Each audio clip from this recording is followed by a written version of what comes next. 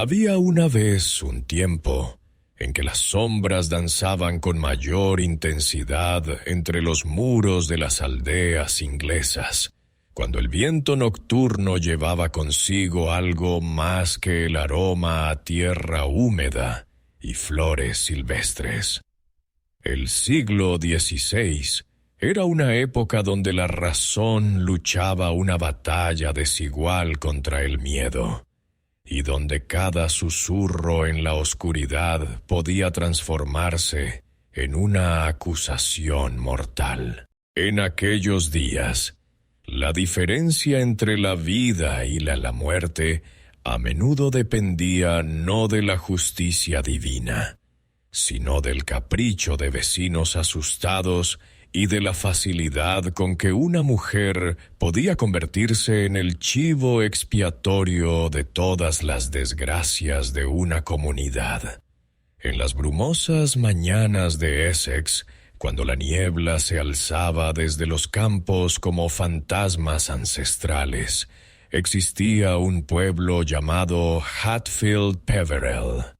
Sus casas de madera y piedra se agrupaban alrededor de una iglesia modesta, mientras que sus habitantes vivían vidas marcadas por el ritmo de las estaciones y el peso de tradiciones que se remontaban a generaciones anteriores. Era un lugar donde todos conocían los secretos de todos, donde las ventanas se convertían en ojos vigilantes y donde el rumor viajaba más rápido que el viento de marzo. Pero esta no es simplemente la historia de un pueblo, sino el relato de una mujer cuyo nombre quedaría grabado en los anales de la historia inglesa por razones que jamás pudo imaginar. Agnes Waterhouse no nació para ser recordada. Nació para vivir una vida sencilla, para criar hijos, para trabajar la tierra y para envejecer rodeada del amor de su familia. Sin embargo, el destino tenía otros planes, y su historia se convertiría en un espejo oscuro que reflejaría los temores más profundos de una sociedad atrapada entre la fe y la superstición. Esta es la historia de la primera mujer ejecutada por brujería en Inglaterra, pero también es mucho más que eso. Es el relato de cómo el miedo puede transformar a los vecinos en enemigos, cómo la desesperación puede llevar a una madre a decisiones impensables, y cómo una sola vida puede convertirse en el símbolo de una era completa. En estas páginas descubriremos no solo los eventos que llevaron a Agnes Waterhouse hacia la horca, sino también el alma de una época que aún resuena en nuestros temores más primitivos. Agnes nació en una mañana de abril de 1503, cuando los narcisos comenzaban a asomar sus cabezas doradas entre la hierba húmeda y el aire llevaba la promesa de días más cálidos.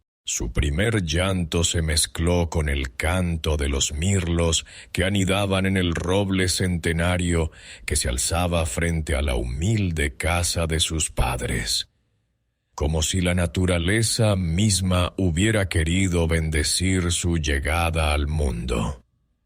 Thomas Waterhouse, su padre, era un hombre de manos encallecidas y espalda encorvada por años de trabajo en los campos, pero sus ojos brillaban con una ternura especial cuando sostuvo por primera vez a su hija recién nacida.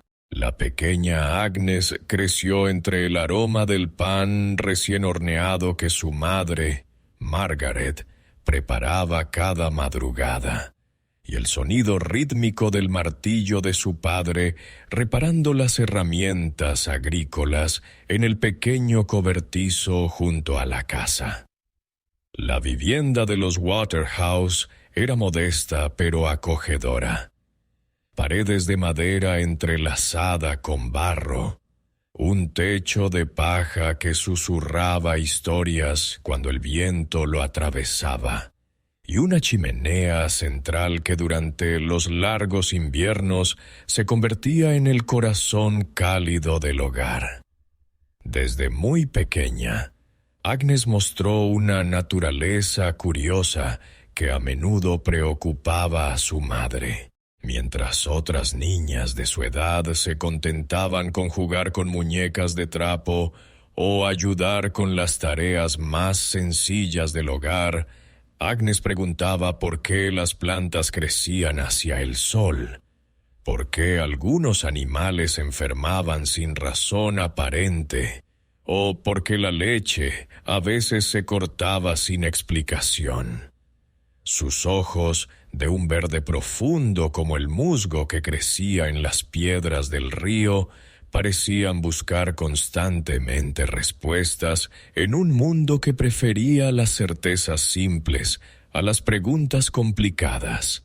Thomas encontraba en su hija a una compañera inesperada para sus labores. A los 7 años, Agnes ya sabía distinguir entre las hierbas que crecían silvestres en los márgenes de los campos: la manzanilla para calmar los dolores de estómago, la valeriana para los nervios alterados, la consuelda para sanar las heridas menores.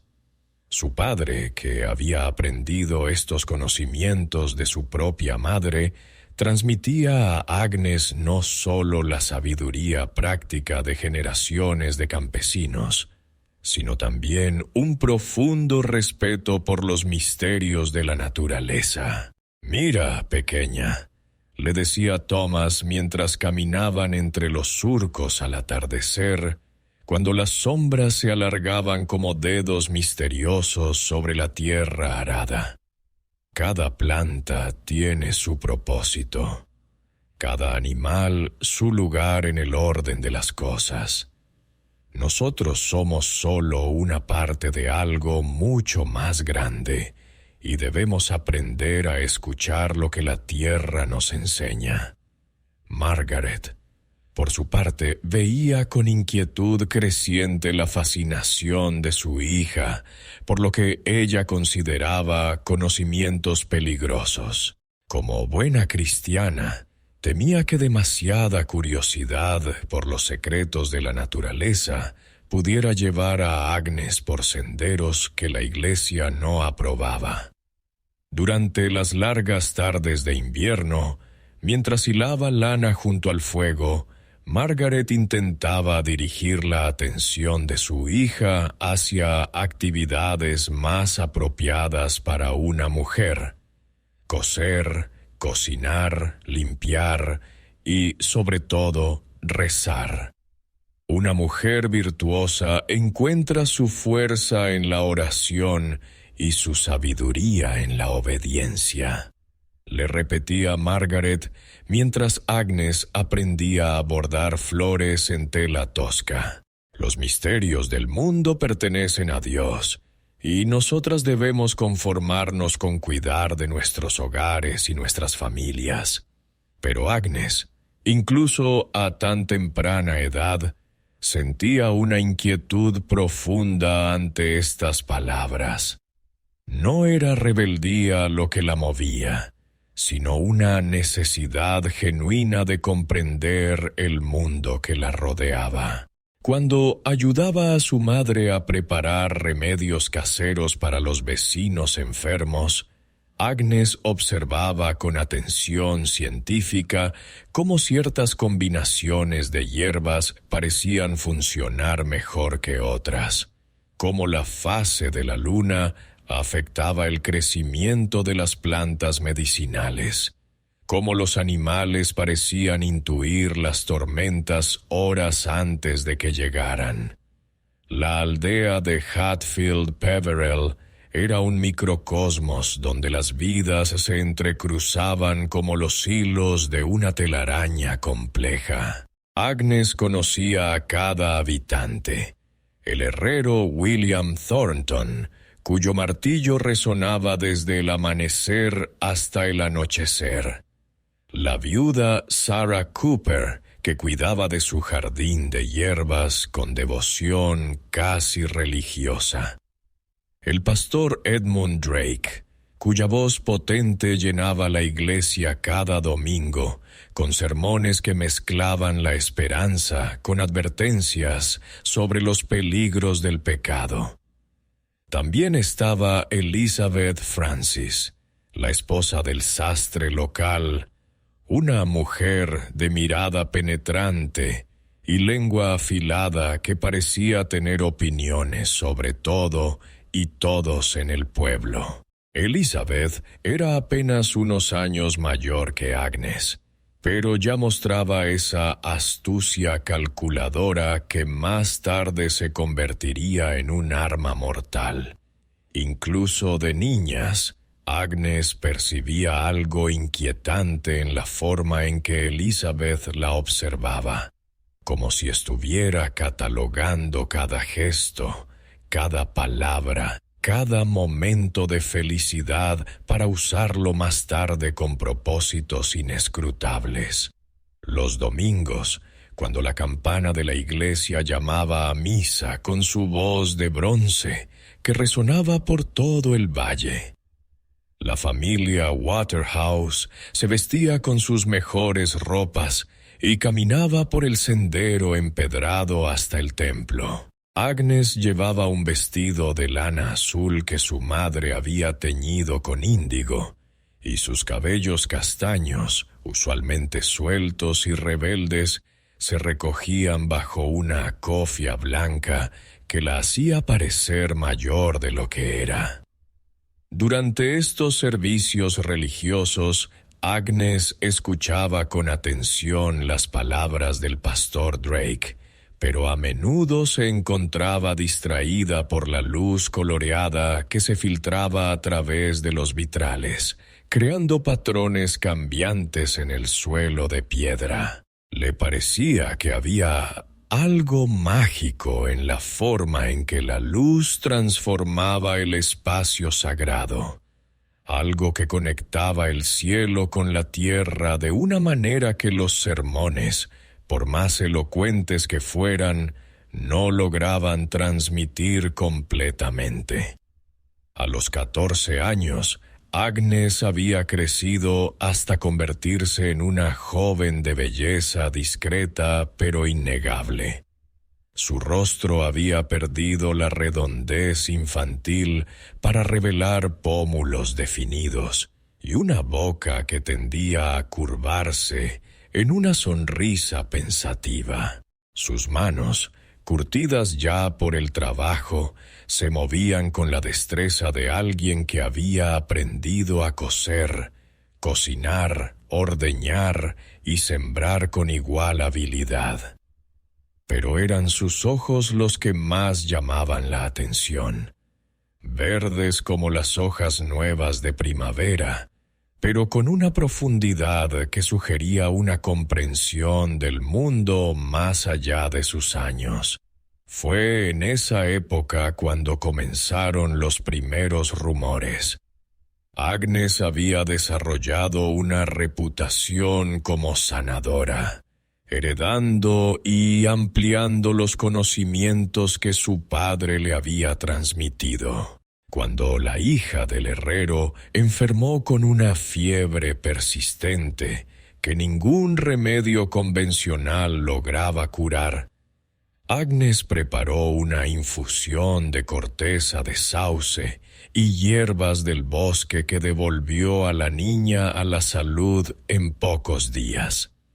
Cuando las vacas de varios granjeros comenzaron a dar leche cortada sin explicación aparente, Agnes identificó una planta venenosa que había crecido cerca del arroyo donde abrevaban los animales.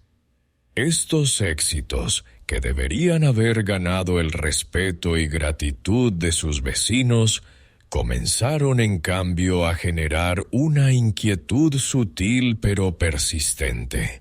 ¿Cómo podía una joven saber tanto sobre remedios que incluso las mujeres mayores desconocían? ¿De dónde provenía su capacidad aparentemente intuitiva para diagnosticar males que confundían a otros? En una época donde el conocimiento femenino era visto con sospecha, la sabiduría de Agnes comenzó a percibirse no como un don, sino como algo potencialmente peligroso. Thomas, que había envejecido prematuramente debido al trabajo duro y las preocupaciones constantes por la supervivencia de su familia, observaba con orgullo, pero también con creciente inquietud, el desarrollo de su hija. Una noche de invierno, mientras el viento aullaba alrededor de la casa como un animal herido, se acercó a Agnes, que estaba preparando una mezcla de hierbas junto al fuego. «Hija mía», le dijo con voz suave pero seria, «has crecido hasta convertirte en una mujer sabia y capaz. Pero debes tener cuidado. En este mundo, una mujer que sabe demasiado puede encontrarse en peligro sin haberlo buscado». Agnes levantó la vista de su trabajo, y en la luz parpadeante del fuego, Thomas pudo ver la misma determinación que había caracterizado a su hija desde la infancia. «Padre», respondió Agnes, «solo uso el conocimiento que tú me enseñaste, mezclado con lo que he aprendido observando el mundo que Dios creó. ¿Cómo puede ser pecaminoso ayudar a aliviar el sufrimiento de nuestros vecinos?»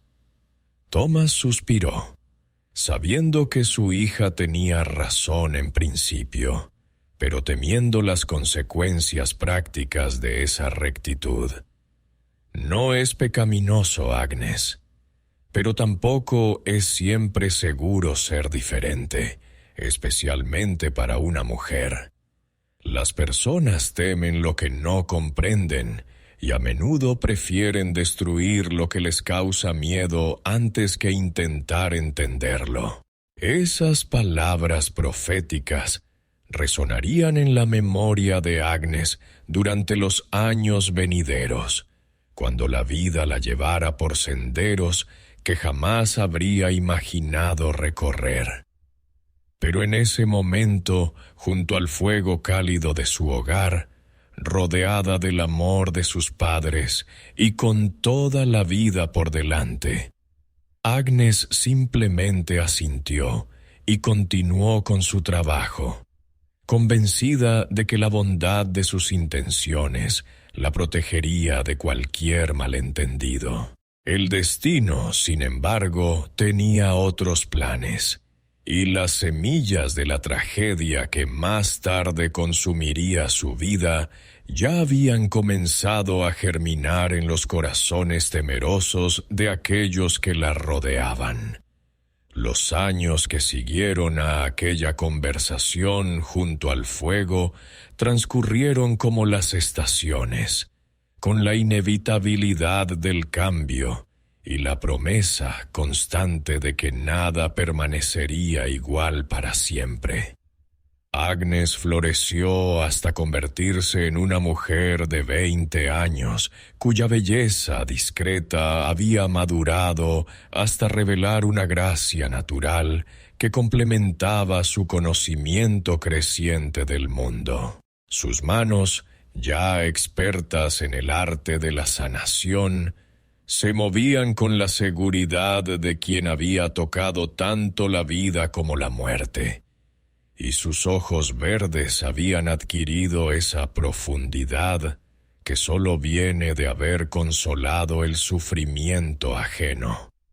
Fue en la feria de San Miguel, cuando las hojas de los olmos comenzaban a teñirse de oro, y el aire llevaba el aroma dulce de las manzanas maduras, que Agnes conoció a Henry Waterhouse.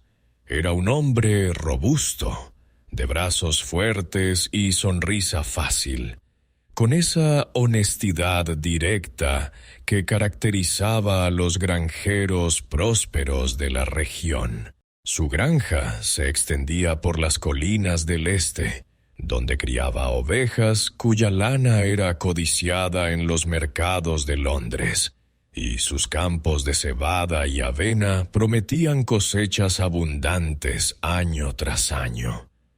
Henry había venido a la feria buscando una esposa, pero encontró algo mucho más valioso: una compañera que comprendía el lenguaje de la tierra tan bien como él. Cuando vio a Agnes examinando cuidadosamente las hierbas en el puesto de la anciana Marta, notó la forma en que sus dedos reconocían instintivamente las plantas por su textura y aroma, cómo sus ojos evaluaban la calidad de cada hoja con la precisión de un herborista experimentado. «Discúlpeme, señorita», le dijo Henry, acercándose con esa mezcla de timidez y determinación que caracteriza a los hombres honestos cuando enfrentan algo que verdaderamente desean. «No puedo evitar notar que conoce muy bien estas plantas. Mi oveja favorita, Molly, ha estado cojeando desde hace una semana, y ningún remedio que he intentado parece aliviar su dolor». Agnes levantó la vista, y sus ojos se encontraron con los de Henry por primera vez. Había algo en la mirada de este hombre que la tranquilizó inmediatamente. No era la curiosidad morbosa que había aprendido a reconocer en otros, sino una preocupación genuina por un animal bajo su cuidado. «La cojera en las ovejas puede tener muchas causas», respondió Agnes, su voz suave pero segura. «¿Ha notado si tiene la pezuña caliente al tacto? O tal vez hinchazón entre los dedos». La conversación que siguió reveló no solo el conocimiento profundo de Agnes sobre la salud animal, sino también la paciencia y atención cuidadosa de Henry. No la interrumpía como hacían otros hombres, no la miraba con sospecha cuando mencionaba remedios que él no conocía. En cambio, escuchaba con la concentración de alguien que verdaderamente quería aprender. Cuando Agnes sugirió una mezcla de arcilla limpia con extracto de corteza de sauce para crear una cataplasma, Henry asintió con respeto. «¿Estaría dispuesta a venir a mi granja para ver a Molly personalmente?» «Le pagaré bien por su tiempo, por supuesto».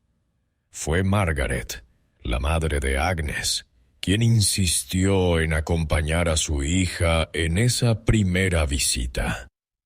El sendero hacia la granja de Henry serpenteaba entre campos bien cuidados donde las ovejas pastaban en grupos ordenados, vigiladas por 2 perros border collie, cuyos ojos alertas no perdían detalle del rebaño. La casa de Henry era sustancialmente más grande que la de los Waterhouse, con paredes de piedra sólida y ventanas de vidrio verdadero que reflejaban la luz del atardecer como joyas preciosas. Molly, la oveja enferma, esperaba en un establo limpio, separada del resto del rebaño. Agnes se arrodilló junto al animal, sus movimientos gentiles y seguros mientras examinaba la pata afectada. Sus dedos palparon cuidadosamente la pezuña y encontró exactamente lo que había sospechado: una infección bacterial entre los dedos, oculta pero dolorosa. Es podredumbre del pie, explicó Agnes, limpiando cuidadosamente la zona afectada. Común en esta época del año, cuando la humedad se acumula en los pastos. Necesitará un tratamiento diario durante una semana. Henry observaba cada movimiento con fascinación, no solo por la destreza técnica de Agnes, sino por la gentileza con que trataba al animal. Molly, inicialmente reacia a dejarse tocar, se calmó bajo las manos expertas de Agnes, como si sintiera que esta mujer entendía su dolor y quería aliviarlo. Esa primera visita se extendió por toda la tarde, y Henry insistió en que Margaret y Agnes se quedaran para la cena. Mientras comían un guiso de cordero con verduras del huerto, Henry habló de sus planes para expandir su granja, de su sueño de tener una familia que continuara el trabajo que él había heredado de su padre. Agnes escuchaba, contribuyendo ocasionalmente con observaciones inteligentes sobre la rotación de cultivos o la prevención de enfermedades en el ganado que revelaban una comprensión sofisticada de la agricultura. Margaret, observando la interacción entre su hija y este granjero próspero, comenzó a vislumbrar un futuro que había temido que nunca llegaría para Agnes. Su hija había alcanzado una edad en que la mayoría de las mujeres ya estaban casadas y criando hijos, pero los conocimientos poco convencionales de Agnes habían espantado a más de un pretendiente. Henry, sin embargo, parecía valorar precisamente aquello que otros habían encontrado inquietante. Las visitas se hicieron regulares. Oficialmente, Agnes venía a tratar a Molly y supervisar su recuperación, pero pronto se hizo evidente para todos en Hatfield Peverell que algo más estaba floreciendo entre la hija del granjero pobre y el propietario próspero. Henry comenzó a aparecer en el mercado los días que Agnes vendía sus remedios herbales, comprando más de lo que realmente necesitaba, pero siempre con una excusa plausible. Elizabeth Francis, la esposa del sastre, observaba estos encuentros con esa sonrisa astuta que nunca llegaba completamente a sus ojos. Una tarde, mientras Agnes empacaba sus hierbas restantes, Elizabeth se acercó con paso casual pero deliberado. «¡Qué afortunada eres, querida Agnes!», dijo Elizabeth, su voz dulce como la miel, pero con un dejo que hizo que Agnes sintiera un escalofrío inexplicable. «Henry Waterhouse es un partido excelente, aunque debo admitir que me sorprende su interés en tus habilidades particulares». Agnes sintió el peso de esas palabras, la forma en que Elizabeth había pronunciado habilidades particulares como si fueran algo vagamente indecente. «Solo ayudo a curar animales enfermos, Elizabeth. No hay nada particular en eso».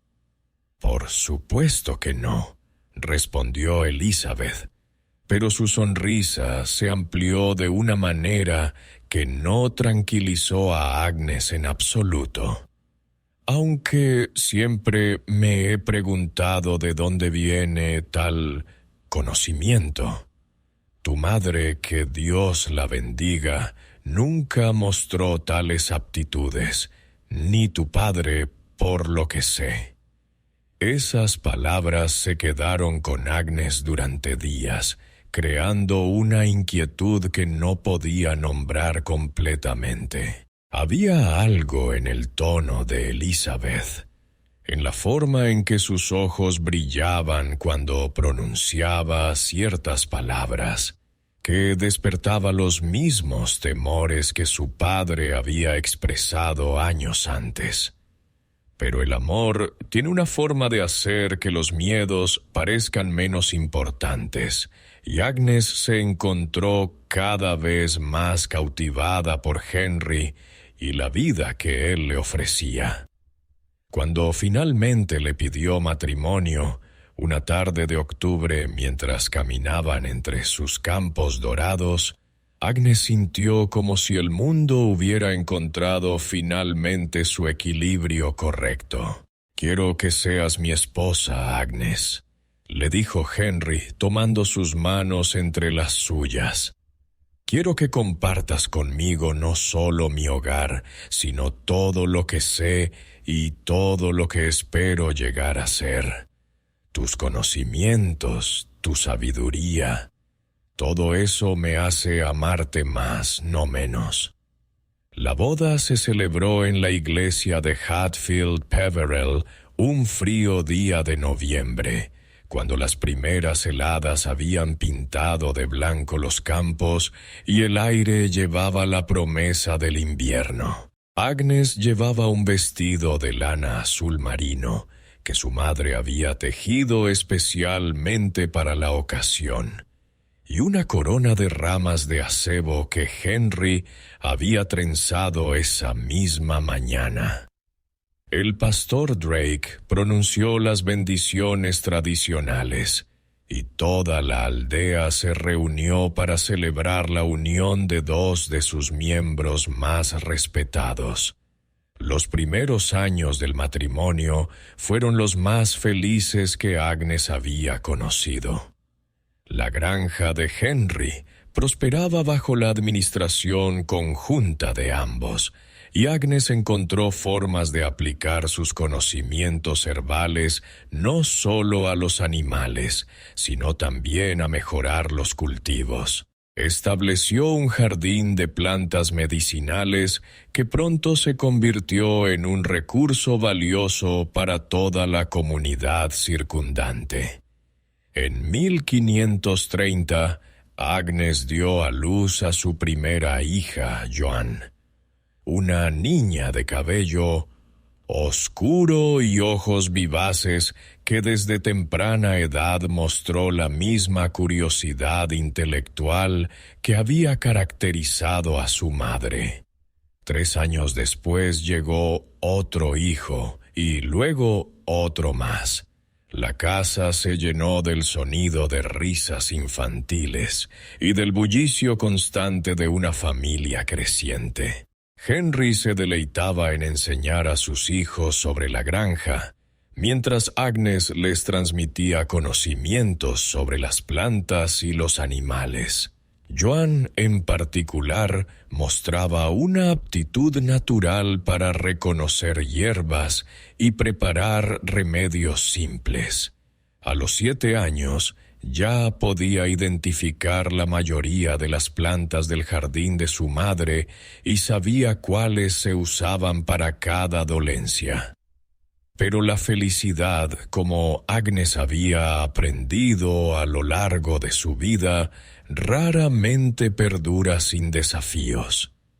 En el invierno de 1545, una enfermedad misteriosa comenzó a extenderse por la región. Empezó con los animales. Las vacas dejaban de dar leche, las gallinas morían sin causa aparente, y los cerdos desarrollaban llagas extrañas que no respondían a ningún tratamiento conocido. Agnes trabajó incansablemente, visitando granja tras granja, probando remedios tradicionales y experimentando con nuevas combinaciones de hierbas. Algunos de sus tratamientos funcionaron, salvando rebaños enteros de la muerte, pero otros fracasaron de maneras que ella no podía explicar. La frustración de no poder ayudar a todos pesaba en su corazón como una piedra fría. Fue durante esta época de crisis que Henry comenzó a mostrar los primeros signos de la enfermedad que eventualmente lo llevaría a la tumba. Al principio eran síntomas menores: fatiga que no mejoraba con el descanso, una tos persistente que empeoraba con el frío, dolores en las articulaciones que lo hacían moverse más lentamente de lo normal. Agnes aplicó todos sus conocimientos al cuidado de su esposo, preparando infusiones y cataplasmas, ajustando su dieta, asegurándose de que descansara lo suficiente. Durante meses pareció mejorar, y Agnes se permitió creer que había vencido a la enfermedad que amenazaba con arrebatarle lo que más amaba en el mundo. Pero en la primavera de 1546, Henry sufrió una recaída repentina y devastadora.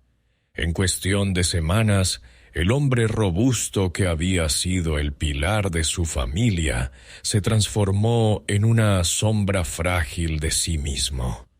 Agnes nunca lo dejó solo, durmiendo junto a su cama, alimentándolo a cucharadas cuando ya no podía sostener los alimentos por sí mismo, susurrándole palabras de amor y esperanza, incluso cuando ambos sabían que el final se acercaba. Una noche de abril, cuando las primeras flores del huerto comenzaban a abrirse y el aire se llenaba del canto de los pájaros que regresaban del sur, Henry tomó la mano de Agnes por última vez.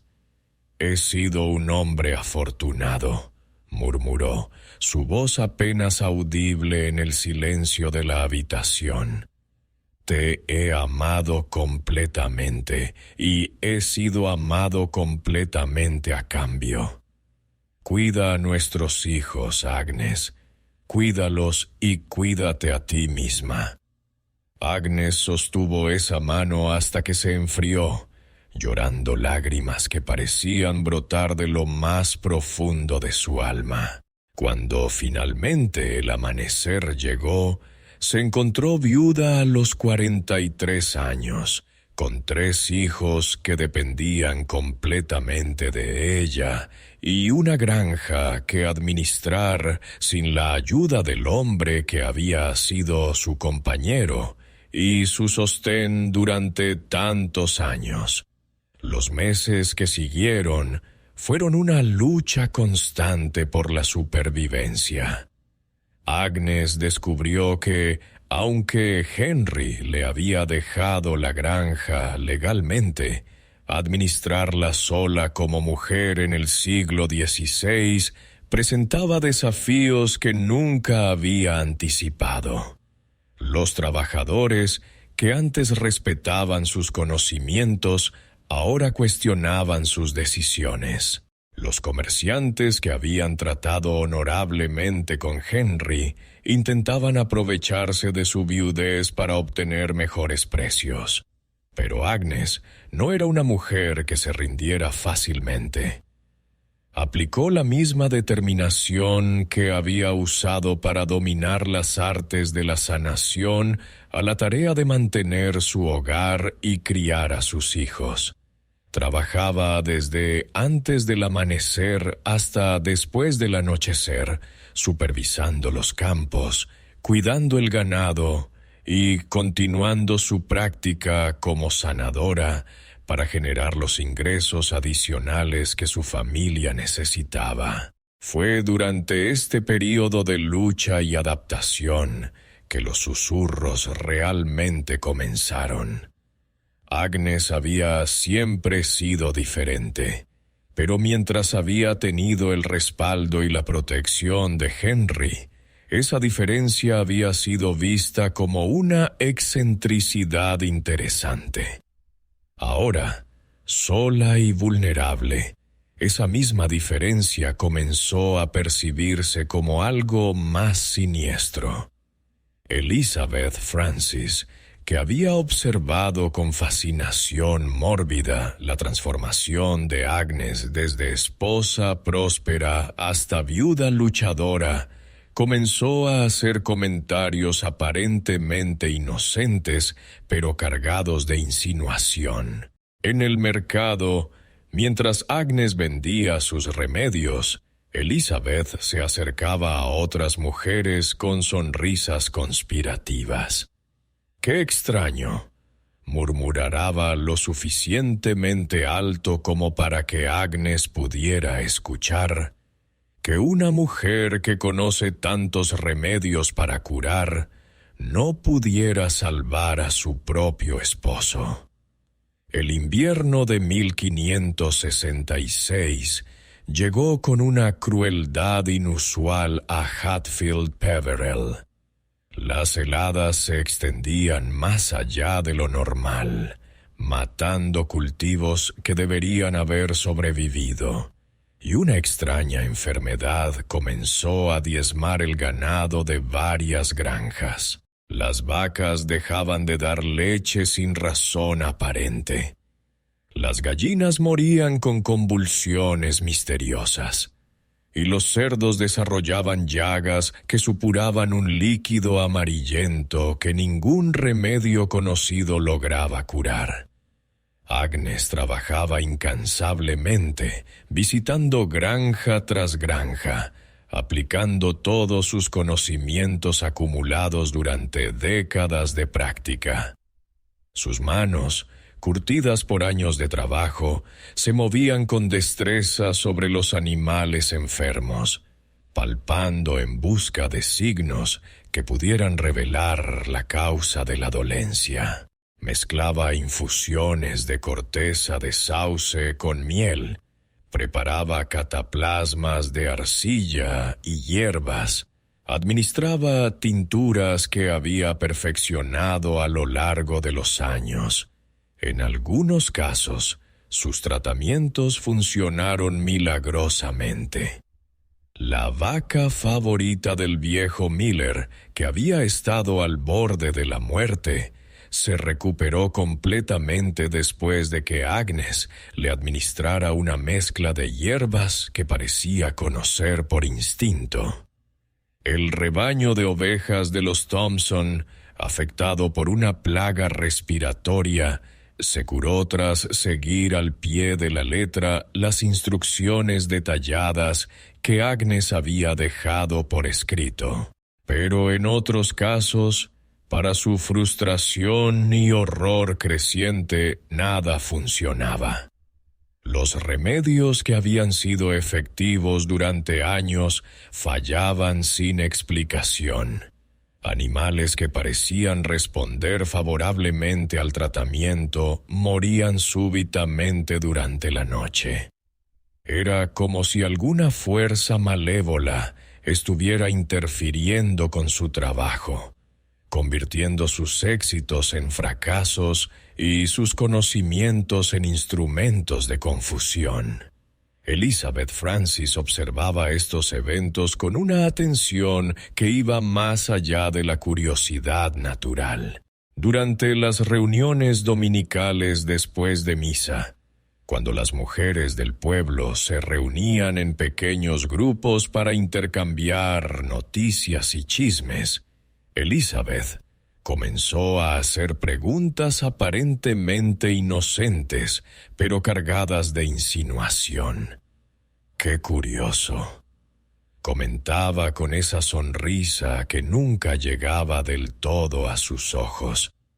«Que Agnes pueda curar algunos animales tan fácilmente, mientras otros mueren sin importar lo que haga. Casi parece que tiene el poder de elegir cuáles viven y cuáles mueren, ¿no les parece? Las semillas de la duda, una vez plantadas, encontraron terreno fértil en una comunidad ya asustada por las pérdidas inexplicables. Las conversaciones que antes se centraban en gratitud hacia Agnes por sus años de servicio, comenzaron a teñirse de suspicacia. ¿De dónde provenía realmente su conocimiento? ¿Por qué una mujer sola parecía saber más sobre medicina que hombres educados? ¿Y por qué sus remedios funcionaban para algunos pero no para otros? La situación empeoró cuando Margaret Thornton, la esposa del herrero, perdió a su hijo recién nacido después de que Agnes hubiera asistido el parto. El bebé había nacido aparentemente sano, pero murió a los 3 días con síntomas que ninguno de los presentes pudo explicar. Agnes había hecho todo lo que sabía: mantener al niño caliente, asegurar que la madre pudiera amamantarlo, observar signos de enfermedad. Pero cuando el pequeño comenzó a tener convulsiones en la madrugada del 3er día, ni sus remedios más potentes pudieron salvarlo. Margaret, destruida por el dolor, buscó desesperadamente una explicación para una pérdida que su corazón no podía aceptar como natural. Cuando Elizabeth Francis se acercó a ella con palabras aparentemente consoladoras, pero cargadas de veneno sutil, la semilla de la sospecha encontró el corazón más receptivo posible. «Debe ser terrible», susurró Elizabeth, «perder un hijo después de que una partera tan experimentada haya estado presente. Hace que una se pregunte si realmente conocemos a las personas en las que confiamos». Fue en febrero de 1566 cuando Elizabeth Francis finalmente decidió que había llegado el momento de actuar. Agnes había rechazado públicamente una de sus insinuaciones durante el mercado, defendiéndose con una dignidad que solo hizo que Elizabeth se sintiera más humillada y decidida a obtener venganza. Esa tarde, Elizabeth visitó al magistrado local Sir John Southcote con una historia que había estado perfeccionando durante meses. «Sir John», comenzó Elizabeth, con la actitud de una mujer cristiana cumpliendo con su deber cívico a pesar del dolor personal que le causaba. «Me temo que debo hablarle sobre algo que ha estado pesando en mi conciencia durante años». Southcote, un hombre de mediana edad con una barba gris perfectamente recortada y ojos que habían visto demasiados casos de disputas vecinales, se recostó en su silla con la paciencia cansada de quien ha escuchado miles de acusaciones menores a lo largo de su carrera. «Prosiga, señora Francis. Se trata de Agnes Waterhouse», dijo Elizabeth, bajando la voz como si las paredes mismas pudieran estar escuchando. Estoy segura de que practica la brujería». Las palabras cayeron en el silencio de la oficina como piedras arrojadas a un estanque tranquilo. Southcote se irguió inmediatamente, toda trace of boredom desapareciendo de su rostro. En 1566, una acusación de brujería no era algo que pudiera tomarse a la ligera, especialmente viniendo de una mujer respetada de la comunidad. Esas son acusaciones muy graves, señora Francis. Espero que tenga evidencia sólida para respaldar tales afirmaciones. Elizabeth había estado preparándose para este momento durante meses. Su historia se desplegó con la precisión de alguien que había ensayado cada detalle. Habló de cómo, cuando era una niña, Agnes le había enseñado supuestos remedios que en realidad eran hechizos. Describió un gato peculiar que siempre rondaba la propiedad de Agnes, un animal que ella había escuchado llamar por el nombre de Satanás. Mencionó la muerte inexplicable de varios animales que habían estado bajo el cuidado de Agnes, y la forma antinatural en que algunos se recuperaban mientras otros morían. «Y hay más, Sir John», continuó Elizabeth, su voz temblando con lo que parecía ser emoción genuina. «La muerte del pequeño Thornton. Margaret me confesó que había algo extraño en la forma en que Agnes se comportó durante el parto. Murmuró palabras que Margaret no pudo entender y tocó al bebé de una manera que no parecía natural». Southcote tomó notas cuidadosamente, su pluma rasguñando el papel con urgencia creciente. Los detalles que Elizabeth proporcionaba eran precisos, específicos, y pintaban un cuadro coherente de una mujer que había estado ocultando prácticas diabólicas bajo la apariencia de la medicina tradicional. La investigación formal comenzó inmediatamente. Southcote envió alguaciles a interrogar a otros miembros de la comunidad y descubrió que Elizabeth no era la única que había comenzado a sospechar de Agnes. El miedo y la superstición, una vez desatados, se extendieron por Hatfield Peverell como un incendio en un granero seco.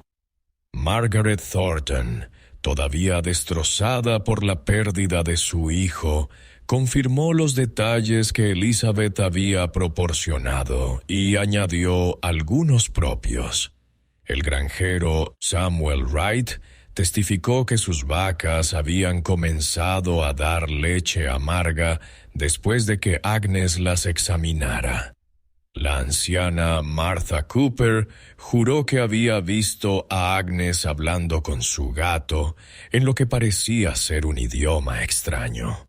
Cada testimonio se construía sobre el anterior, creando una narrativa que transformaba décadas de servicio comunitario en evidencia de malevolencia oculta. Los éxitos médicos de Agnes se reinterpretaron como prueba de poderes sobrenaturales, sus fracasos como evidencia de que elegía deliberadamente causar daño. La orden de arresto llegó una mañana gris de marzo, cuando Agnes estaba en su jardín preparando las primeras plantaciones de la temporada. Sus manos estaban cubiertas de tierra húmeda cuando los alguaciles aparecieron en su puerta. Sus rostros una mezcla de determinación oficial y incomodidad personal. Algunos de estos hombres habían conocido a Agnes durante años. Habían traído a sus propias familias para que los tratara cuando estaban enfermos. Agnes Waterhouse, anunció el alguacil principal, Thomas Wilkins, con una voz que intentaba ser oficial, pero traicionaba su conflicto interno.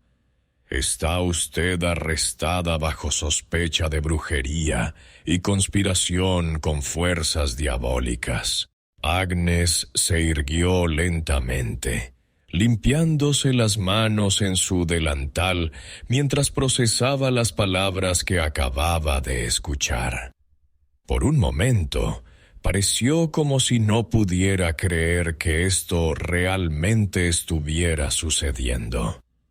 Luego, Una expresión de comprensión dolorosa cruzó su rostro cuando vio a Elizabeth Francis parada detrás de los alguaciles, observando con satisfacción apenas disimulada.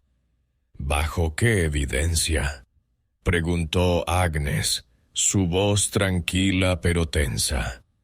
«Eso se determinará en el juicio», respondió Wilkins. «Debe venir con nosotros ahora». Agnes miró una última vez a su jardín, a la casa que había compartido con Henry, a los campos donde había trabajado durante tantos años. Sus hijos, ahora adultos con familias propias, habían sido notificados de las acusaciones y se encontraban en una posición imposible. Defender a su madre significaría posiblemente compartir su destino, pero abandonarla significaría traicionar a la mujer que les había dado la vida y les había enseñado todo lo que sabían. El viaje a Chelmsford, donde se llevaría a cabo el juicio, tomó 3 días. Agnes fue transportada en una carreta bajo guardia, y durante el camino tuvo tiempo de reflexionar sobre cómo su vida había llegado a este punto. Los campos que pasaban por la ventana le recordaban a todos los animales que había curado, todas las mujeres a las que había ayudado durante el parto, todos los niños cuyas fiebres había aliviado con sus remedios caseros. El tribunal de Chelmsford era un edificio imponente de piedra gris que se alzaba como un monumento a la autoridad real. Sus paredes habían sido testigo de innumerables juicios, pero pocos tan significativos como el que estaba a punto de desarrollarse. Agnes fue recluida en una celda húmeda y fría debajo del tribunal, donde pasó varias noches escuchando los sonidos distantes de la ciudad que se preparaba para lo que ya se había convertido en el evento más comentado de la región. El día del juicio amaneció con un cielo plomizo que amenazaba lluvia. Una multitud se había reunido fuera del tribunal, una mezcla de curiosos, partidarios de Agnes, y aquellos que habían venido esperando presenciar la justicia divina en acción. El aire bullía con una energía nerviosa que hacía que incluso las conversaciones más mundanas parecieran cargadas de significado ominoso. Dentro del tribunal, los jueces tomaron sus lugares con la solemnidad apropiada para una ocasión tan grave. Sir John Southcote presidía, flanqueado por 2 magistrados adicionales que habían sido llamados específicamente para este caso. La importancia del juicio se reflejaba no solo en la presencia de múltiples jueces, sino también en la atención que había atraído de observadores de toda la región. Cuando Agnes fue conducida al banquillo de los acusados, un murmullo recorrió la sala. La mujer que había sido conocida por su competencia y dignidad ahora se veía frágil bajo el peso de las acusaciones que pendían sobre ella. Llevaba su mejor vestido, uno que Henry le había comprado años atrás para una celebración especial, pero que ahora parecía incongruentemente festivo en el contexto sombrío del tribunal. Agnes Waterhouse, comenzó Southcote, su voz resonando en el silencio tenso de la sala. Está usted acusada de practicar brujería, de conspirar con espíritus malignos y de causar daño a personas y propiedades a través de medios sobrenaturales. ¿Cómo se declara? Agnes levantó la cabeza y, por un momento, todos en la sala pudieron ver la dignidad inquebrantable que había caracterizado toda su vida. Inocente, su señoría. Completamente inocente. Al principio pensé que eran remedios normales, pero gradualmente me di cuenta de que las palabras que me hacía repetir no eran oraciones cristianas, eran invocaciones a otras fuerzas. Cuando llegó el momento de describir al supuesto familiar de Agnes, Elizabeth elevó su voz dramáticamente.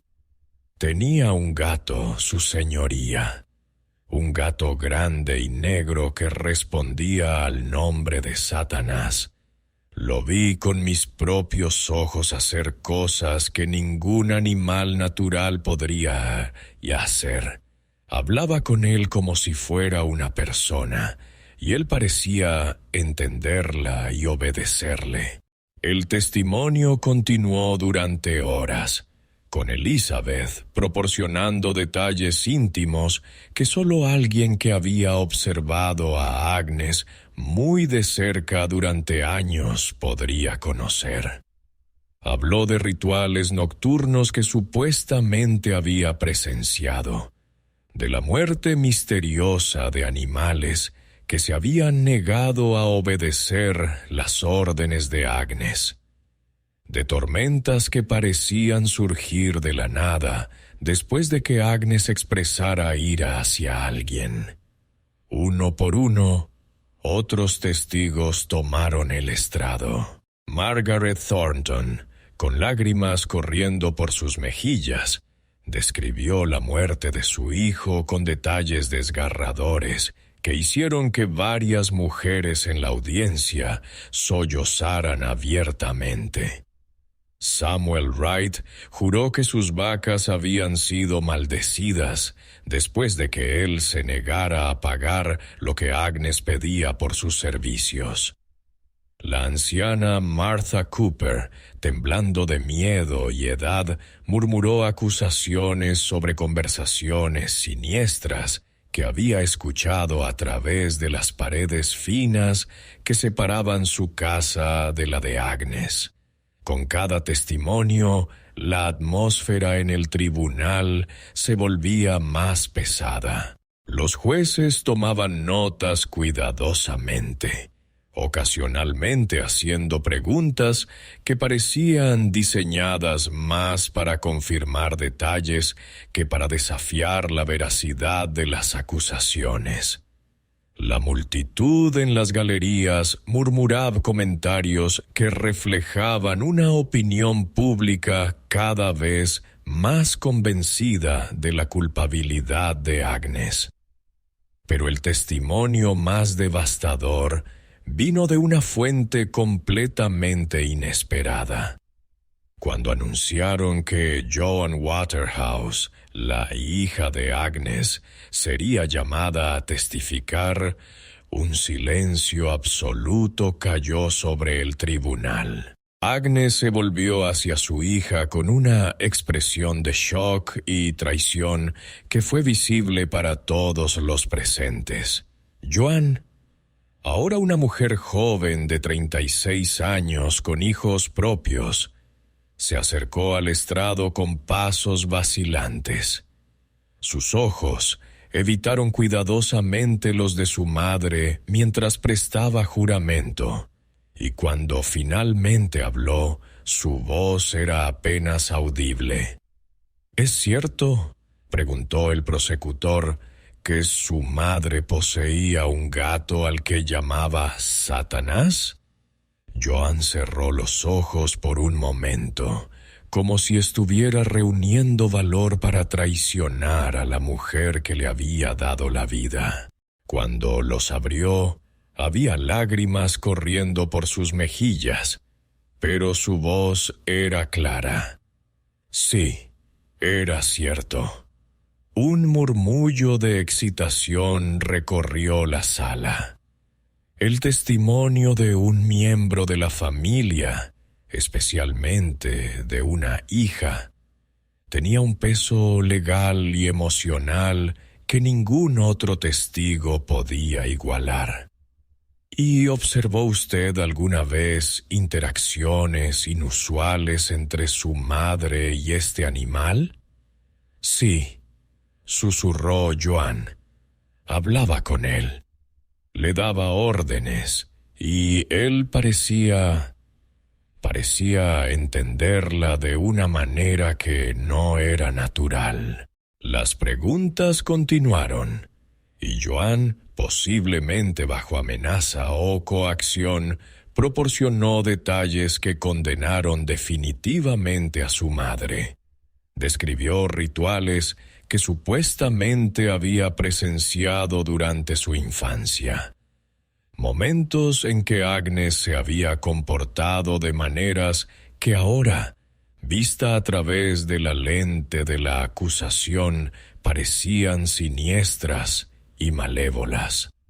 Agnes escuchó el testimonio de su hija con una expresión de dolor tan profundo que varios miembros del jurado desviaron la mirada. Era la traición más completa imaginable. La propia carne y sangre de Agnes, proporcionando la evidencia que sellaría su destino. Cuando finalmente llegó el momento de que Agnes hablara en su propia defensa, se levantó lentamente, con una dignidad que contrastaba marcadamente con la devastación emocional que era evidente en cada línea de su rostro. «Señores del jurado», comenzó, su voz clara a pesar de las circunstancias.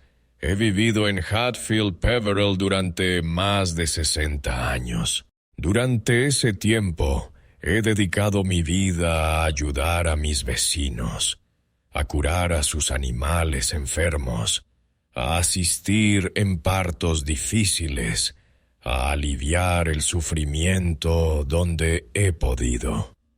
Se detuvo mirando directamente a los hombres que decidirían su destino. «Los conocimientos que poseo me fueron enseñados por mi padre, quien los aprendió de su madre, quien los aprendió de la suya. Sus conocimientos que se han transmitido de generación en generación, conocimientos sobre las plantas que Dios puso en esta tierra para curar a sus criaturas». Su voz se hizo más fuerte a medida que continuaba. «Nunca he conspirado con fuerzas diabólicas. Nunca he invocado poderes malignos. Todo lo que he hecho ha sido usar los dones que Dios me dio para servir a mi comunidad. Si eso es brujería, entonces soy culpable. Pero si brujería significa hacer pactos con el diablo, entonces juro ante Dios Todopoderoso que soy inocente».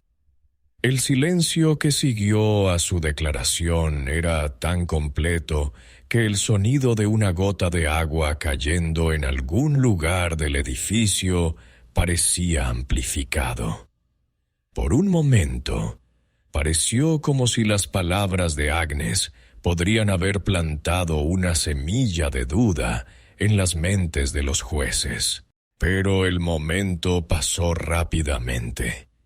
El peso de la evidencia testimonial, especialmente el testimonio de su propia hija, era abrumador.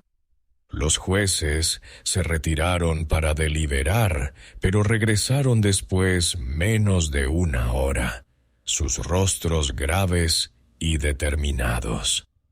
«Agnes Waterhouse», anunció Sir John Southcote, poniéndose de pie para pronunciar el veredicto. «Este tribunal lo encuentra culpable de los cargos de brujería y conspiración con fuerzas diabólicas. Un rugido colectivo de aprobación se elevó de la multitud, mezclado con algunos gritos de protesta de aquellos que aún creían en la inocencia de Agnes. Pero la voz de Southcote cortó a través del ruido como una espada. Por estos crímenes contra Dios y la corona, es sentenciada a muerte por ahorcamiento, sentencia que será ejecutada al amanecer de mañana. Agnes recibió la sentencia con la misma dignidad estoica que había mostrado durante todo el juicio. No gritó, no rogó, no se desplomó en desesperación. Simplemente asintió una vez, como si hubiera estado esperando estas palabras desde el momento en que los alguaciles aparecieron en su puerta. Mientras la llevaban de vuelta a su celda, Agnes miró una última vez a la multitud reunida en el tribunal. Sus ojos se encontraron brevemente con los de Joan, su hija, que lloraba silenciosamente en la galería. No había perdón en la mirada de Agnes, pero tampoco había odio, solo una tristeza profunda e infinita por todo lo que se había perdido. No solo su propia vida, sino la confianza, el amor y la comunidad que había sido el fundamento de su existencia. Esa noche, sola en su celda húmeda, Agnes Waterhouse se preparó para encontrarse con su destino, sabiendo que sería recordada no como la sanadora que había sido, sino como la primera mujer ejecutada por brujería en Inglaterra, un precedente que condenaría a innumerables otras mujeres a sufrir el mismo destino en los años venideros. La celda de Agnes se encontraba en los sótanos del tribunal de Chelmsford, un espacio reducido y húmedo donde la luz del día apenas se filtraba a través de una pequeña ventana enrejada cerca del techo. Las paredes de piedra goteaban constantemente, creando charcos pequeños en el suelo desigual que reflejaban la luz parpadeante de la única vela que el carcelero había dejado sobre una mesita desvencijada. El aire olía a moho, a siglos de sufrimiento humano impregnados en la piedra, y a la proximidad ineludible de la muerte. Agnes se había sentado en el catre de paja, con la espalda apoyada contra la pared fría, y sus ojos fijos en esa pequeña ventana que le mostraba apenas un fragmento del mundo exterior. Durante las primeras horas después del veredicto, había llorado silenciosamente, no por su destino, que había aceptado desde el momento en que las acusaciones se formularon por primera vez, sino por la pérdida completa de todo lo que había amado y por lo que había trabajado durante su vida. Pensó en Henry, en cómo habría reaccionado él ante esta situación. Su esposo había sido un hombre de fe profunda, pero también de sentido práctico. Alguien que había apreciado los conocimientos de Agnes precisamente porque podía ver sus resultados tangibles en animales curados y personas aliviadas. Le habría dolido profundamente ver cómo esos mismos conocimientos se habían retorcido hasta convertirse en evidencia de malevolencia. «Habría sido diferente si hubieras estado aquí», susurró Agnes a la oscuridad, como si la sombra de Henry pudiera materializarse en esa celda húmeda. Pero no hubo respuesta. Solo el sonido distante de pasos en los corredores superiores y el goteo constante del agua que se filtraba entre las piedras. Sus pensamientos se dirigieron luego hacia sus hijos, especialmente hacia Joan. La traición de su hija había sido el golpe más devastador de todo el juicio, más doloroso incluso que la sentencia de muerte. Agnes se preguntaba qué amenazas o qué promesas habían utilizado para convencer a Joan de testificar contra ella. Habían amenazado a sus propios hijos, los nietos de Agnes, o simplemente John había sucumbido a la presión social y al miedo de ser asociada con una madre acusada de brujería. Durante las horas largas de esa noche final, Agnes repasó mentalmente cada momento de la vida de Joan, desde su nacimiento hasta sus primeros pasos, desde sus primeras palabras hasta el día en que se casó y formó su propia familia.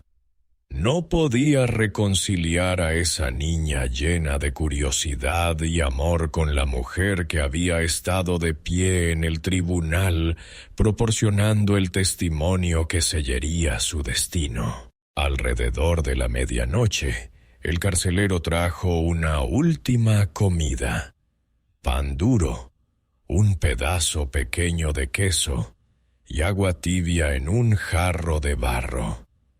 El hombre, un individuo de mediana edad llamado Thomas Barrett, que Agnes recordaba vagamente haber visto en el mercado de Hatfield Peverell años atrás, parecía incómodo con su tarea.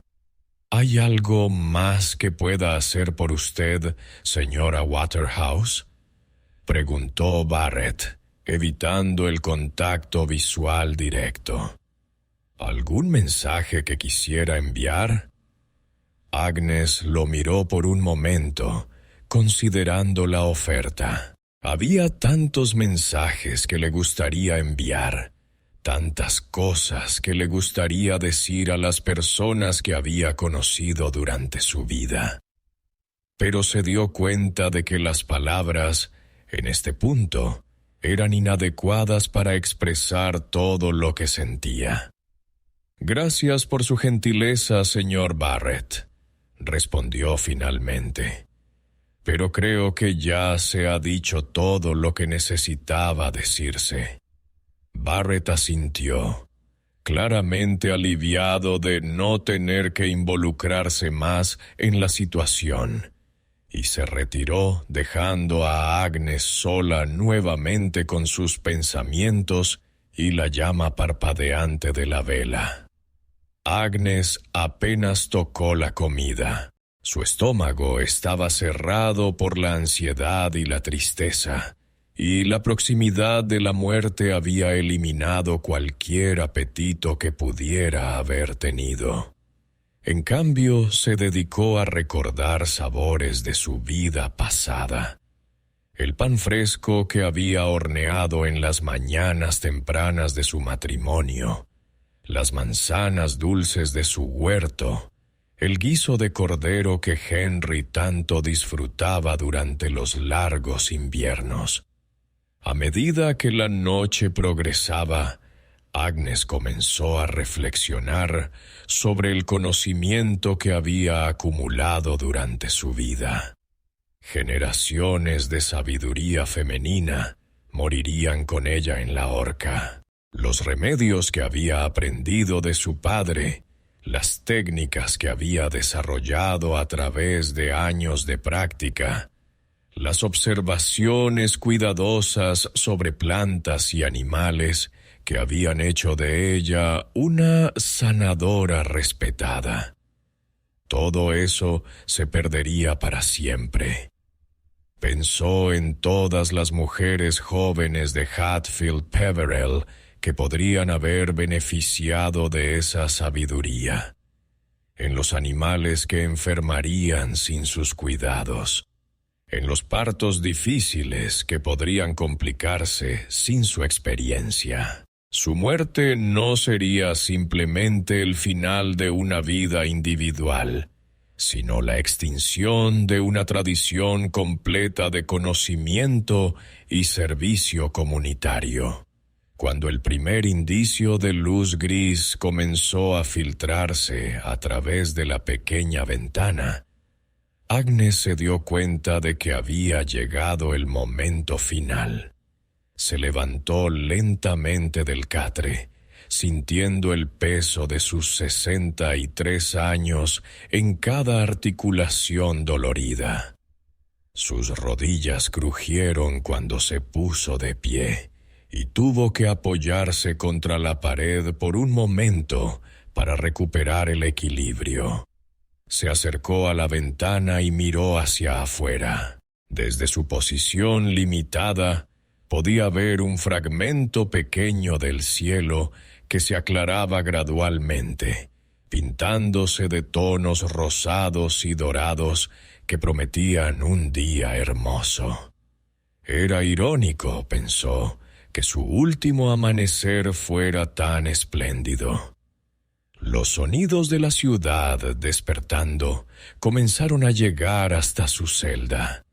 El canto de los gallos, el ruido de carros en las calles empedradas, las voces de comerciantes preparando sus puestos para otro día de negocios.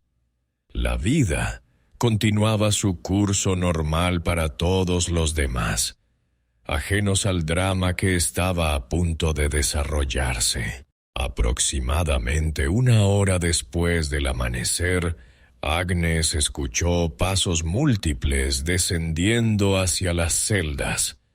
No eran los pasos familiares del carcelero, sino el sonido más pesado y deliberado de hombres que venían con un propósito oficial. Su corazón comenzó a latir más rápido, pero se obligó a mantener la compostura. La puerta de su celda se abrió con un chirrido metálico que pareció resonar en todo el edificio.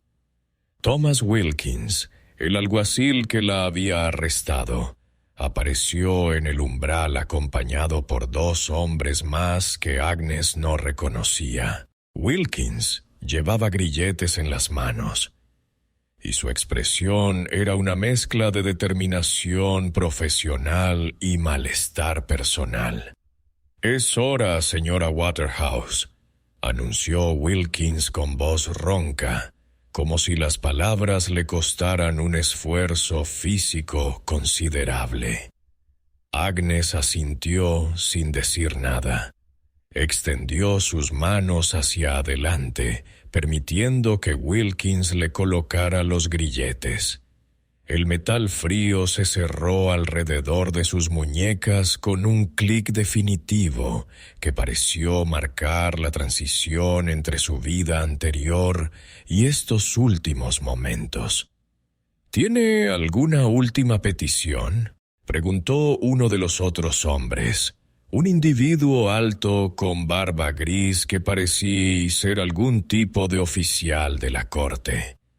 Agnes consideró la pregunta por un momento. «Me gustaría caminar con dignidad», respondió finalmente. «Sin que me arrastren o me empujen. Solo eso». Los hombres intercambiaron miradas y asintieron. Era una petición razonable, y había algo en la dignidad tranquila de Agnes que parecía comandar respeto incluso en esas circunstancias extremas. La procesión hacia el lugar de la ejecución comenzó lentamente. Agnes caminaba en el centro, flanqueada por los 3 hombres, a través de corredores de piedra que parecían interminables. Sus pasos resonaban en el silencio, creando un ritmo melancólico que marcaba los últimos minutos de su vida. Cuando emergieron del edificio del tribunal, Agnes se sorprendió por la multitud que se había reunido. Cientos de personas llenaban la plaza, desde niños pequeños encaramados en los hombros de sus padres hasta ancianos apoyados en bastones, todos esperando presenciar el evento histórico que estaba a punto de desarrollarse. La primera ejecución de una mujer por brujería en Inglaterra había atraído observadores de millas a la redonda. La horca se alzaba en el centro de la plaza como una estructura siniestra pero simple. 2 postes verticales conectados por una viga transversal, con la cuerda colgando inmóvil en el aire matutino. Una plataforma de madera había sido construida debajo, con escalones que llevaban hasta arriba. Todo el aparato tenía una calidad funcional y despojada que contrastaba dramáticamente con la magnitud de lo que estaba a punto de suceder. Mientras Agnes se acercaba a la horca, comenzó a distinguir rostros familiares en la multitud. Vio a Elizabeth Francis parada cerca del frente, observando con una satisfacción apenas disimulada. Vio a Margaret Thornton, la mujer que había perdido a su bebé, llorando silenciosamente, pero asintiendo como si la ejecución de Agnes pudiera proporcionarle algún tipo de cierre. También vio a personas que la habían defendido, o que al menos habían expresado dudas sobre su culpabilidad. El viejo Miller estaba allí, con expresión sombría, recordando probablemente cómo Agnes había salvado a su vaca favorita años atrás. Sarah Cooper, la viuda que había sido su vecina durante tanto tiempo, lloraba abiertamente, limpiándose las lágrimas con un pañuelo arrugado. Pero los rostros que más la impactaron fueron los de sus propios hijos. Joan estaba parada cerca de la plataforma, con sus propios hijos agarrados a sus faldas. Su rostro pálido y marcado por lo que parecía ser una mezcla de culpa y determinación desesperada.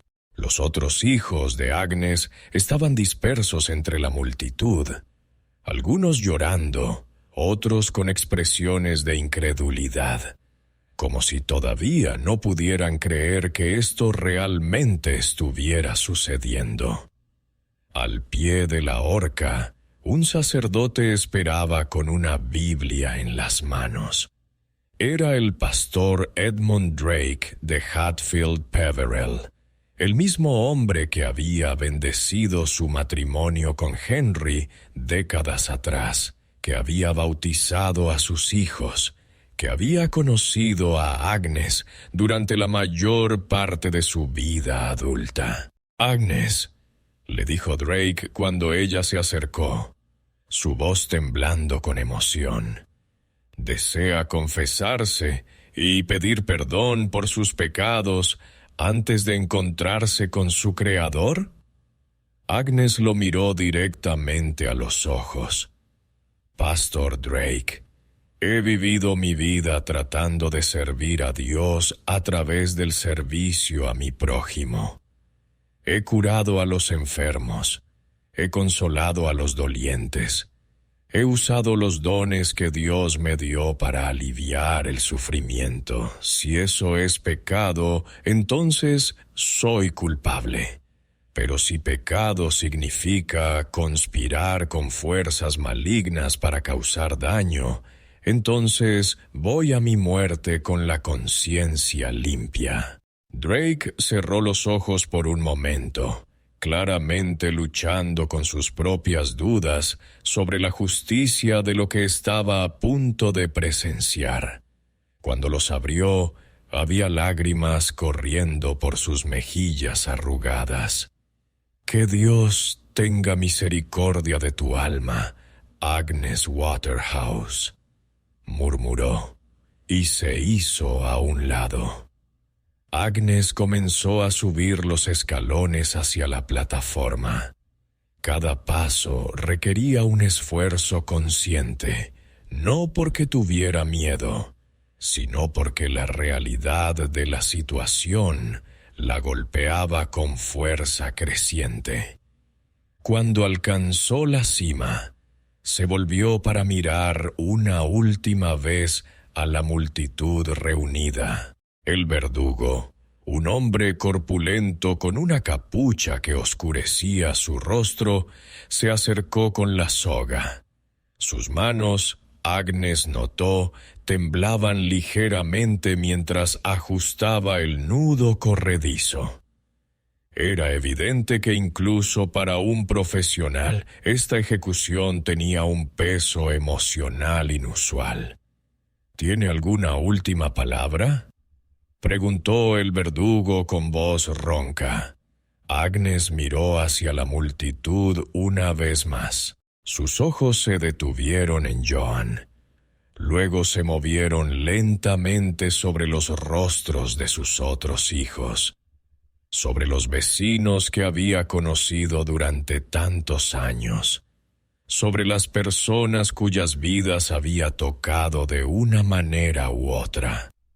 «Solo esto», dijo Agnes, su voz clara y fuerte a pesar de las circunstancias. «He vivido mi vida como mejor he sabido, guiada por el amor y el deseo de ayudar a otros. Si mi muerte sirve para advertir a otras mujeres sobre los peligros de ser diferentes, entonces que así sea. Pero que nadie se engañe pensando que la justicia se ha servido hoy. La verdadera justicia vendrá cuando dejemos de temer lo que no entendemos y empecemos a valorar la sabiduría donde quiera que la encontremos». Un silencio completo cayó sobre la plaza. Incluso los niños pequeños parecían sentir la solemnidad del momento. Agnes cerró los ojos y murmuró una oración silenciosa, no pidiendo salvación de último minuto, sino pidiendo paz para aquellos que quedarían atrás. El verdugo colocó la soga alrededor de su cuello. El material áspero raspaba contra su piel, pero Agnes se mantuvo erguida, negándose a mostrar miedo o debilidad en estos momentos finales. «¿Está lista?», preguntó el verdugo. Agnes asintió una vez. «Estoy lista». La palanca se tiró, la trampilla se abrió y Agnes Waterhouse cayó hacia su destino final. El silencio de la multitud se rompió con una mezcla de gritos, sollozos y expresiones de satisfacción vengativa. Algunos se persignaron, otros aplaudieron, y muchos simplemente se quedaron mirando con una fascinación mórbida que habían venido a satisfacer. Cuando todo hubo terminado, cuando el cuerpo de Agnes colgaba inmóvil en la brisa matutina, la multitud comenzó a dispersarse gradualmente. Algunos se marcharon inmediatamente, claramente incómodos con lo que habían presenciado. Otros se quedaron más tiempo, hablando en voz baja entre ellos sobre lo que significaba todo esto. Joan Waterhouse fue una de las últimas en irse.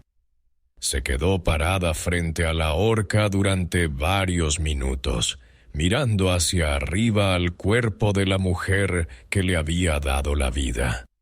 Sus hijos tiraban de su falda, queriendo irse a casa, pero ella parecía incapaz de moverse. Finalmente, el pastor Drake se acercó a ella y puso una mano gentil en su hombro. «Vamos, hija», murmuró, «ya está hecho. No hay nada más que puedas hacer aquí». Joan se volvió hacia él con ojos enrojecidos por las lágrimas. «¿Hice lo correcto, pastor? ¿Era realmente una bruja?» Drake miró hacia el cuerpo colgante de Agnes, luego de vuelta a Joan. Su respuesta fue apenas audible por encima del viento que había comenzado a soplar a través de la plaza. «Solo Dios lo sabe, hija. Solo Dios lo sabe». Mientras el sol continuaba ascendiendo en el cielo, pintando las calles empedradas con luz dorada, Chelmsford regresó gradualmente a su rutina normal. Los comerciantes abrieron sus tiendas. Los niños fueron enviados a sus tareas matutinas. Y la vida continuó como si una mujer no hubiera perdido la vida esa mañana por el crimen de saber demasiado. Pero en los años que siguieron, la historia de Agnes Waterhouse se extendería mucho más allá de los límites de Essex. Su juicio establecería un precedente legal y social que influenciaría cientos de casos similares en los siglos venideros. Su nombre se convertiría en sinónimo del pánico de la brujería, que arrasaría no solo Inglaterra, sino gran parte del mundo occidental. Y en las noches oscuras de invierno, cuando el viento soplaba a través de los campos de Hatfield Peverell, algunos vecinos juraban que podían escuchar la voz de Agnes llevada en la brisa, susurrando advertencias sobre los peligros de la ignorancia y el poder destructivo del miedo. Así terminó la vida de Agnes Waterhouse, la primera mujer ejecutada por brujería en Inglaterra, el 29 de julio de 1566. Su muerte no fue solo el final de una vida individual, sino el comienzo de una era oscura que cobraría miles de vidas más en los años que seguirían. Los días que siguieron a la ejecución de Agnes Waterhouse trajeron a Hatfield Peverell un silencio extraño, como si el pueblo mismo estuviera procesando la magnitud de lo que había ocurrido. El mercado que se celebraba los miércoles parecía más apagado. Las conversaciones se desarrollaban en tonos más bajos, y había una tensión palpable en el aire que hacía que incluso las tareas más mundanas se sintieran cargadas de significado ominoso. Elizabeth Francis, la mujer que había iniciado toda la cadena de eventos con sus acusaciones, descubrió que su victoria se sentía más vacía de lo que había anticipado. Durante semanas después del juicio, esperó sentir la satisfacción de la venganza cumplida, pero en su lugar encontró una melancolía persistente que no podía explicar completamente. Las miradas de sus vecinos habían cambiado. Donde antes había visto respeto por su valentía al denunciar una supuesta bruja, ahora detectaba algo más complejo. Una mezcla de gratitud temerosa y una sospecha inquietante sobre sus propias motivaciones. En las noches, cuando el viento soplaba a través de las calles empedradas, Elizabeth a menudo se despertaba pensando que podía escuchar la voz de Agnes llevada en la brisa, no maliciosa o vengativa, sino simplemente triste, como un lamento por todo lo que se había perdido. Estas fantasías nocturnas la perturbaban profundamente, no porque creyera realmente en apariciones, sino porque revelaban la culpa que había estado suprimiendo desde que vio el cuerpo de Agnes colgando inmóvil en la plaza de Chelmsford. Para Joan Waterhouse, la hija que había traicionado a su madre, las semanas posteriores fueron un infierno de remordimiento y justificación constante. Sus propios hijos la miraban con una mezcla de confusión y miedo que partía su corazón. La noche después de la ejecución, su hijo menor, apenas de 6 años, le había preguntado si su abuela había sido realmente malvada, y Joan se había encontrado incapaz de proporcionar una respuesta que la consolara tanto a ella como al niño. Tu abuela era una mujer complicada. Fue todo lo que pudo decir, sabiendo que la explicación era inadecuada, pero siendo incapaz de articular la complejidad real de sus sentimientos. ¿Cómo podría explicar a un niño que había testificado contra su propia madre, no por convicción, sino por miedo? ¿Cómo podría hacerle entender que a veces el amor se expresa de formas que parecen traición, cuando una madre sacrifica a otra madre para proteger a sus propios hijos? Los hermanos de Joan la evitaban completamente. En los meses que siguieron, se convirtió en una paria dentro de su propia familia, llevando sola el peso de haber sido la que proporcionó el testimonio más condenatorio. Ellos que habían permanecido en silencio durante el juicio, ahora se consideraban moralmente superiores, convenientemente olvidando que su silencio había sido tan letal como las palabras de Joan. Mientras tanto, la casa que Agnes había compartido con Henry se alzaba vacía en las colinas, sus ventanas como ojos ciegos que miraban hacia los campos que una vez había trabajado con tanto cuidado. Los nuevos propietarios, una familia joven que había comprado la propiedad a un precio reducido debido a su historia siniestra, reportaron extraños sucesos durante sus primeros meses de residencia.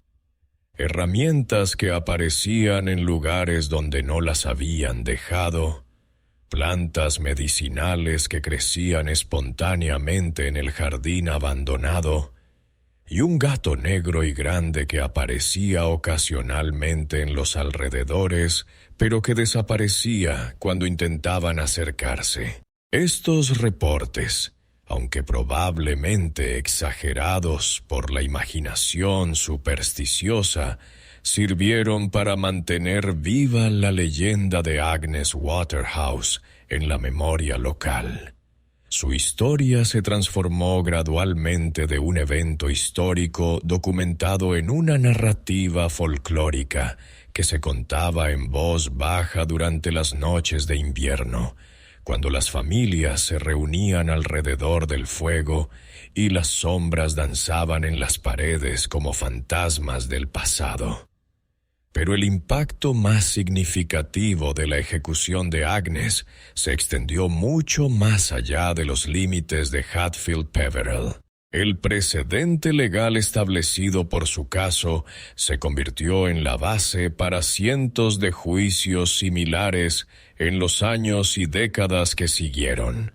Los magistrados en toda Inglaterra comenzaron a referirse al caso Waterhouse como un ejemplo de cómo debían manejarse las acusaciones de brujería, estableciendo patrones de evidencia y procedimiento que harían que las condenas futuras fueran más fáciles de obtener.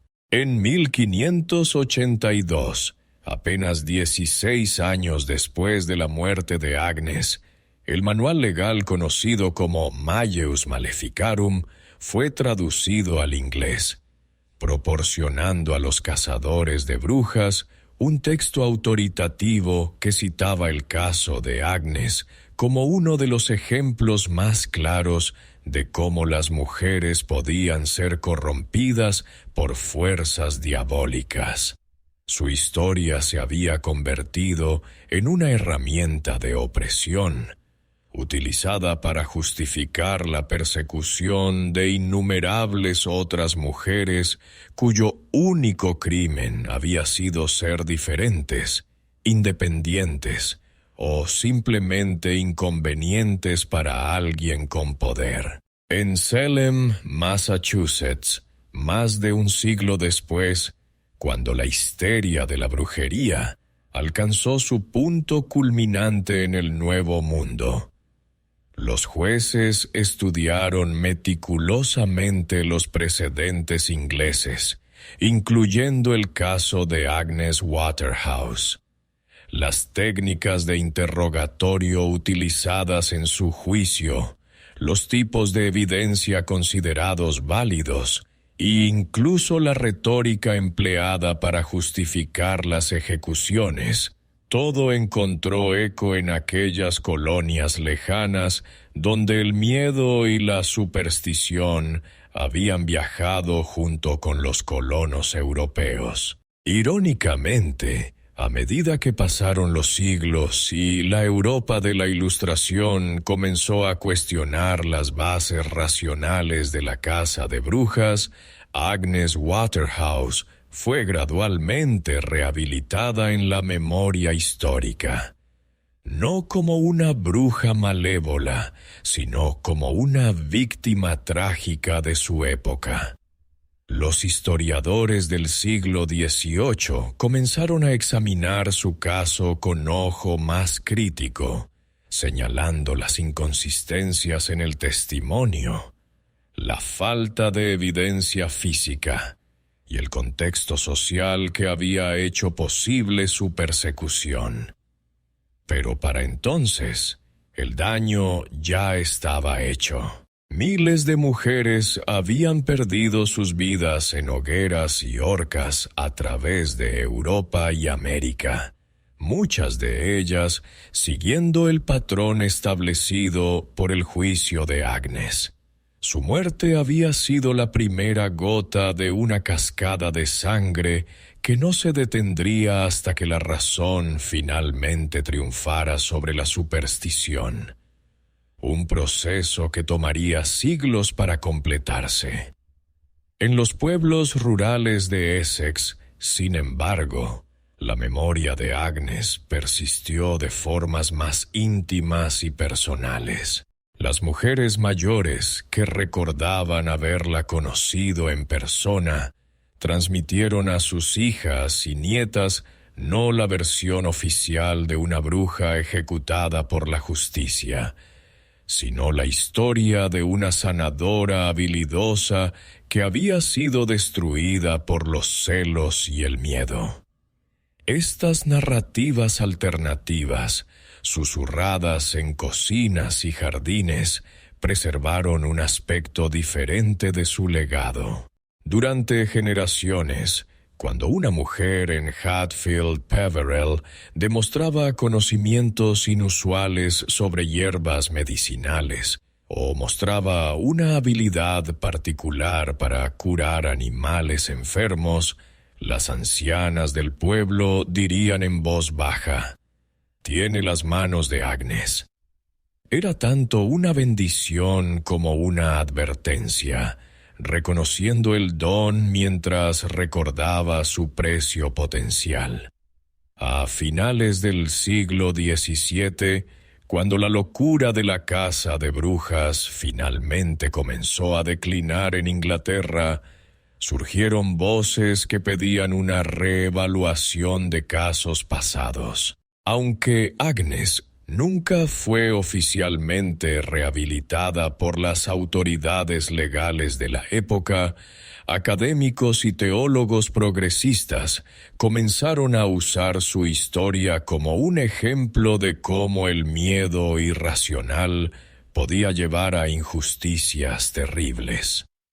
El Reverend Thomas Glanville, escribiendo en 1691, incluyó el caso de Agnes en su tratado Sadducismus Triumphatus, como un ejemplo de cómo las acusaciones de brujería a menudo se basaban en evidencia insuficiente y prejuicios sociales. Su análisis, aunque cauteloso y matizado por las sensibilidades de la época, fue uno de los primeros intentos serios de examinar críticamente la validez de los juicios de brujería en Inglaterra. Pero quizás el tributo más conmovedor a la memoria de Agnes vino de una fuente inesperada. En 1701, 135 años después de su muerte, una joven llamada Sarah Thornton, descendiente de la misma Margaret Thornton que había testificado contra Agnes después de perder a su bebé, escribió una carta al magistrado de Chelmsford. En ella pedía perdón póstumamente en nombre de su familia por el papel que habían jugado en la condena de una mujer inocente. «He llegado a comprender», escribió Sarah con una caligrafía cuidadosa, que Agnes Waterhouse fue víctima no de fuerzas diabólicas, sino de la ignorancia y el terror de nuestra propia comunidad. Mi bisabuela, en su dolor por la pérdida de su hijo, buscó a alguien a quien culpar, y Agnes, por su sabiduría y diferencia, se convirtió en el objetivo más conveniente. Como cristiana, siento el peso de esta injusticia en mi corazón, y ruego que Dios haya tenido misericordia del alma de Agnes Waterhouse, una mujer que dedicó su vida a aliviar el sufrimiento de otros. Esta carta, preservada en los archivos del Tribunal de Chelmsford, representa uno de los primeros reconocimientos formales de que Agnes había sido víctima de una injusticia judicial, aunque llegó demasiado tarde para cambiar su destino.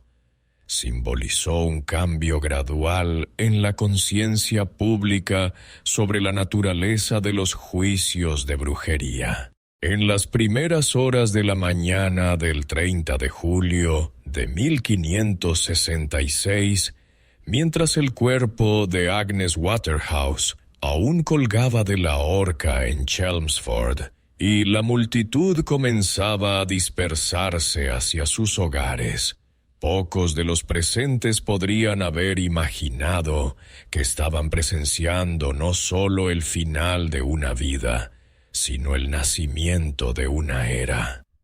La ejecución de Agnes marcó el comienzo oficial de la caza de brujas en Inglaterra, un período de terror y superstición que se extendería durante más de un siglo y cobraría miles de vidas inocentes. Su historia resuena a través de los siglos como un recordatorio escalofriante de cómo el miedo puede transformar a las comunidades más unidas en tribunales de justicia popular, cómo la ignorancia puede disfrazarse de piedad religiosa, y cómo la diferencia puede convertirse en una sentencia de muerte cuando la sociedad pierde su capacidad de distinguir entre lo inusual y lo malévolo. Agnes Waterhouse no murió porque fuera una bruja.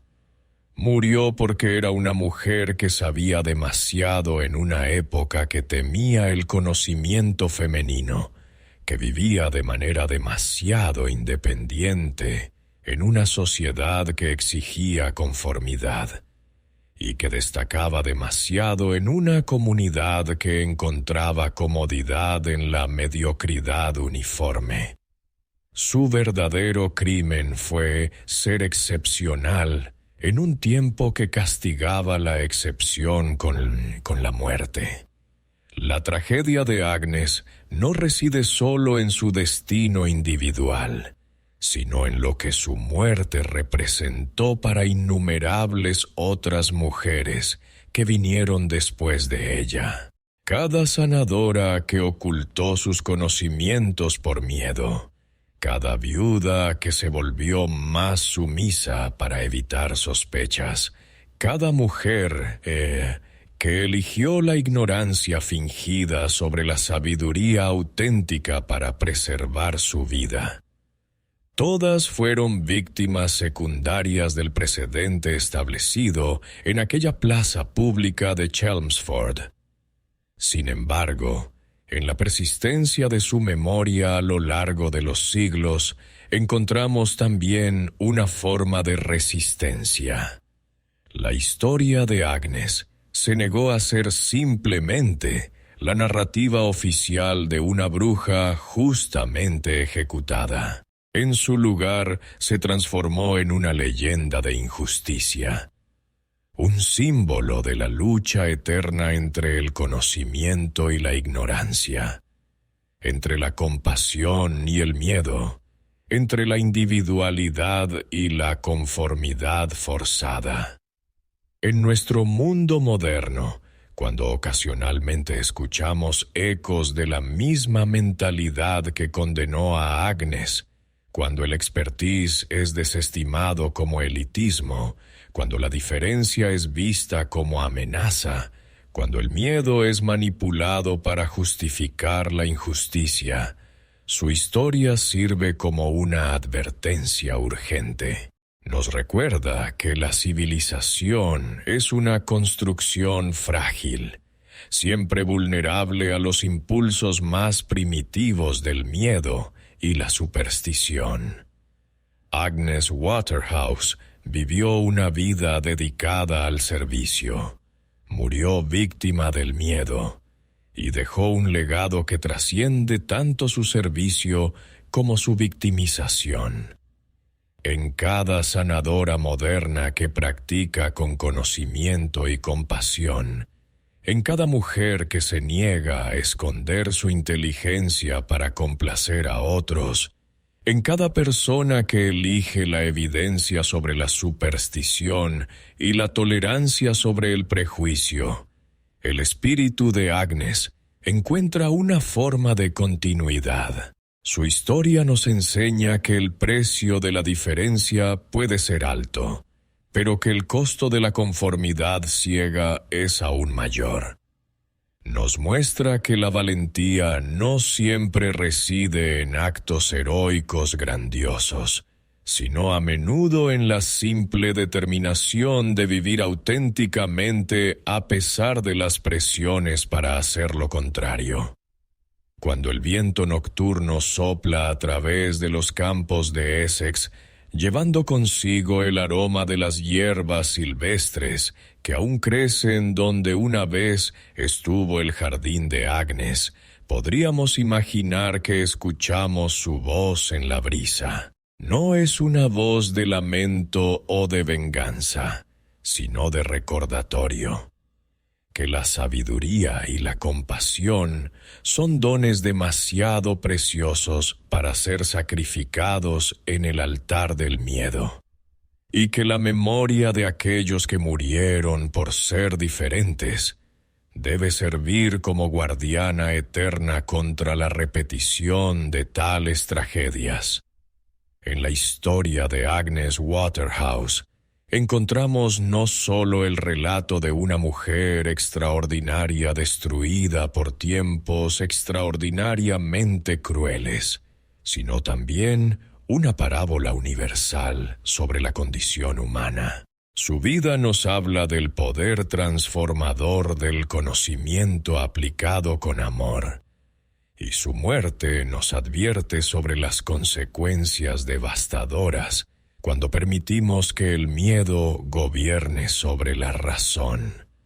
Así, Agnes Waterhouse vive no solo en los registros históricos de su época, sino en cada momento en que elegimos la comprensión sobre el prejuicio, el conocimiento sobre la ignorancia y la compasión sobre el miedo. Su legado más profundo no es la tragedia de su muerte, sino la inspiración de su vida. Un recordatorio de que incluso en los tiempos más oscuros hay quienes eligen dedicar sus dones al servicio de otros, sin importar el costo personal.